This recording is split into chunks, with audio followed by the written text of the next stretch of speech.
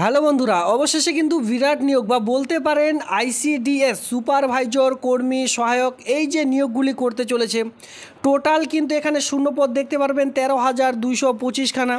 All over West Bengal মিলে এই শূন্যপদখানা কিন্তু এখানে রয়েছে।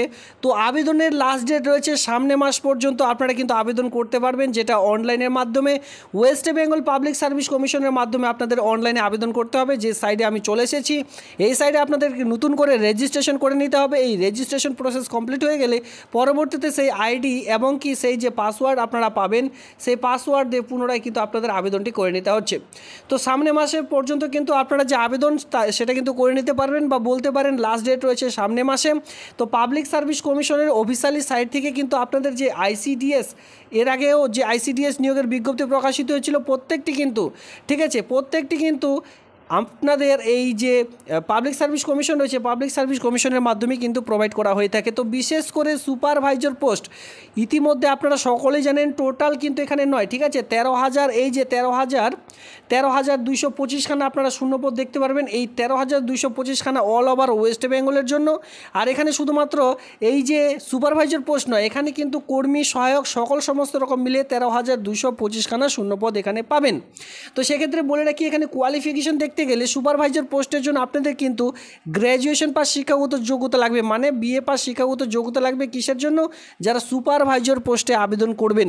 আর এই সুপারভাইজার পোস্টে যারা যারা বিশেষ করে আবেদন করতে চান, তারা কিন্তু আমি আপনাদের বলে রাখি, আপনার যদি বিএ পাশে আর্টস, কমার্স, সায়েন্স যে কোনো স্ট্রিম নিয়ে করে থাকেন সেক্ষেত্রে আবেদন করা যাবে, কিন্তু তবে আপনাদের ওয়েস্ট বেঙ্গলের বাসিন্দা হতে হবে।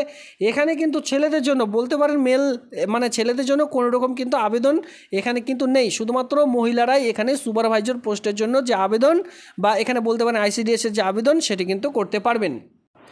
আর এই সুপারভাইজার পোস্ট কিন্তু আপনাদের নিজ জেলার মধ্যে, গ্রামীণ এলাকার মধ্যে কাজটি পাবেন। কোনো রকম বাইরের জেলা অথবা বাইরে থানা আন্ডারে কিন্তু আপনাদের কাজ করতে হবে না, নিজ থানার আন্ডারে, মানে বলতে পারেন আপনাদের গ্রাম অঞ্চলের মধ্যেই, ঠিক আছে, আপনাদের জিপির আন্ডারেই কিন্তু আপনারা এই যে এই কাজটি কিন্তু পেয়ে যাচ্ছেন। খুবই দারুণ একটি কাজ, যেখানে আপনারা বলতেই পারেন যে টোটাল যে শূন্যপদ আমি আপনাদের বলে দিলাম, এই যে সুপারভাইজার প্রত্যেকটি যে অঙ্গনওয়াড়ি কেন্দ্রগুলি রয়েছে, আইসিডিএস সুপারভাইজার অঙ্গনওয়াড়ি কেন্দ্রগুলি রয়েছে, প্রত্যেকটি কেন্দ্রে সুপারভাইজার আপনারা কিন্তু দেখতে পারবেন, নিজ জেলার মধ্যেই এই কাজটি পেয়ে যাচ্ছেন।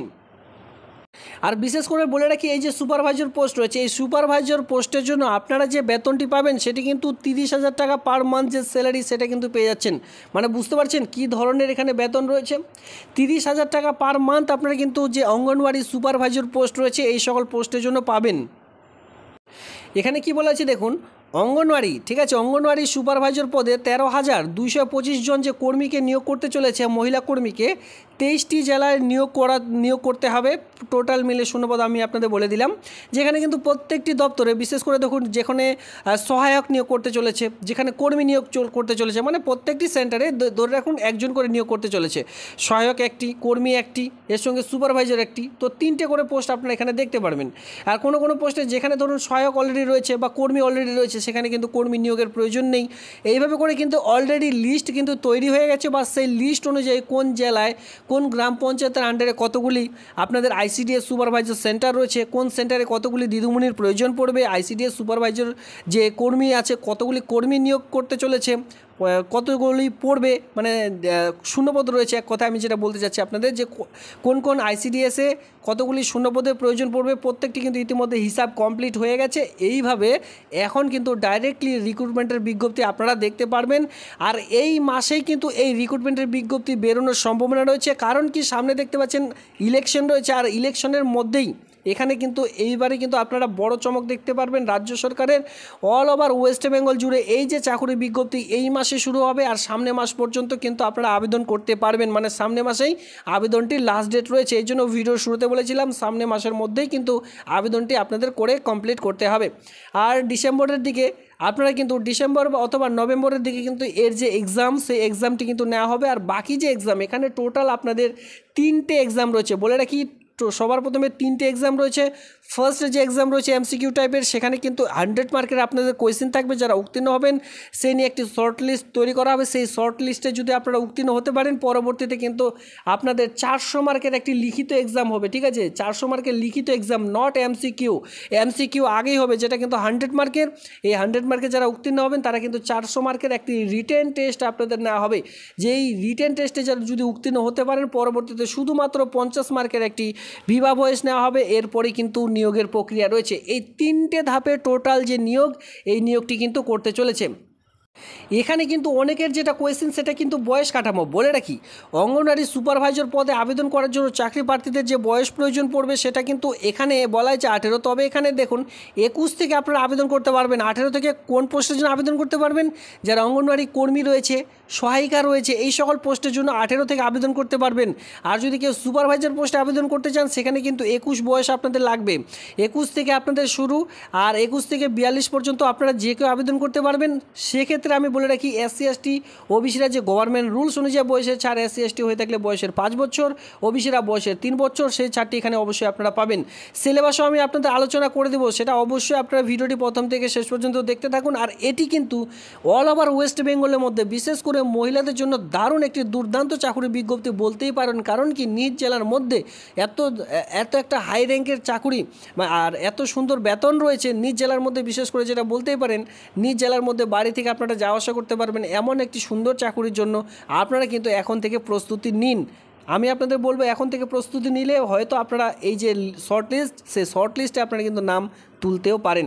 আর আমি এখানে বলে রাখি যে সহায়ক পোস্ট রয়েছে, কর্মী পোস্ট রয়েছে, সেখানে কিন্তু মাধ্যমিক, উচ্চ মাধ্যমিক পাস শিক্ষাগত যোগ্যতা থেকে আবেদন শুরু হয়ে যাবে। শুধুমাত্র সুপারভাইজার পোস্টের জন্য আপনাদের কিন্তু বিএ পাস শিক্ষাগত যোগ্যতার প্রয়োজন পড়বে। সে অনুযায়ী যদি আপনাদের কাছে বিএ পাস শিক্ষাগত যোগ্যতা নেই, সেক্ষেত্রে কর্মী, সহায়ক, এই সকল মাধ্যমিক, ঠিক আছে, মাধ্যমিক, এমপি, এর সঙ্গে এইচএস, এই সকল পোস্ট, এই সকল কোয়ালিফিকেশন আপনাদের কাছে যদি থেকে থাকে, এখন থেকে কিন্তু পড়াশোনা চালিয়ে যান। বলতেই পারেন যে এর যে সিলেবাস, সেটা কিন্তু এখন থেকে আপনাদের কমপ্লিট করতে শুরু করতে হবে। আর এর যে রিটেন এক্সাম, সেটা কিন্তু আমি বলে দিয়েছি 2025 সালে এর রিটেন এক্সামিনেশন হবে। আর যেটা 400 মার্কের, সেটা কিন্তু ফেব্রুয়ারি মার্চের দিকে আপনাদের 400 যে এক্সাম, সেটা কিন্তু হবে। এক কথায় নিয়োগ করতে করতে কিন্তু 2025-এর জুলাই আগস্টের দিকে চলে যাবে। কারণ কি, এই মাসে নিয়োগের বিজ্ঞপ্তি, কারণ এখানেই কি সামনে মাসে কিন্তু আপনারা দেখতেই পারছেন, কিন্তু বিধানসভার যে নির্বাচন, বিধানসভা নির্বাচনের জন্য তৎক্ষণাৎ কিন্তু ইতিমধ্যে রাজ্য সরকারকে তড়িঘড়ি এই সকল চাকরি বিজ্ঞপ্তি কিন্তু ছাড়তেই হবে, মানে টপ কিন্তু দিতে হবে জনসাধারণকে।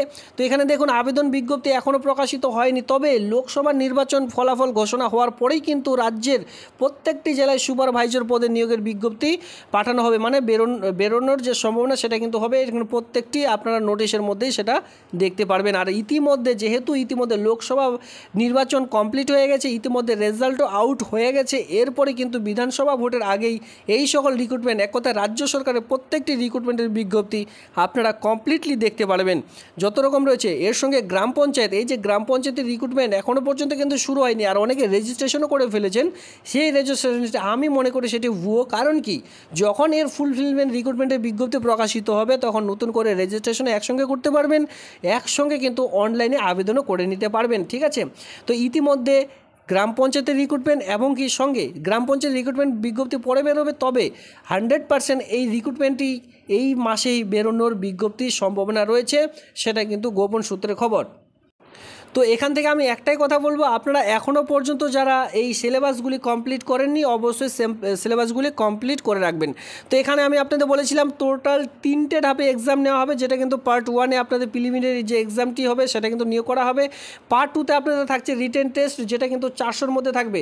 আর প্রথমে যে আপনাদের যেটা প্রিলিমিনারি এক্সামিনেশন থাকবে, সেটা কিন্তু 100-র মধ্যে এমসিকিউ টাইপের কোয়েশ্চেন থাকবে জাস্ট। আর এই যে পার্ট 2 রিটেন টেস্ট রয়েছে, সেখানে কিন্তু লিখিত রিটেন এক্সামিনেশন থাকছে, ঠিক আছে?